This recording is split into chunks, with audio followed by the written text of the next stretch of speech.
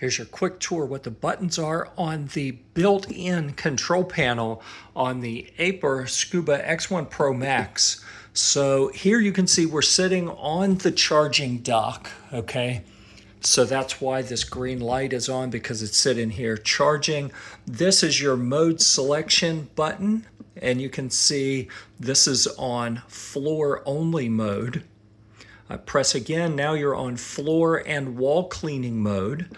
We press again, now it's in skimmer only mode, and then one more press brings us back to hero mode, where it does all of them, the bottom, the sides, and the skimming.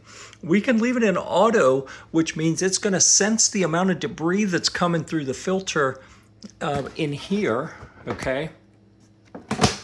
And adjust how hard it's working. Maybe you want the battery to last longer, so you put it in eco mode, or you know the pool's dirty, so you just run it in max. Up here at the top is your little Wi-Fi indicator. We don't have the Wi-Fi turned on or hooked up right now. And then of course we have the power button there in the middle. All of this is just the onboard controls. You can also hook your phone up with the Aiper app and control the pool cleaner through there. Oh yeah.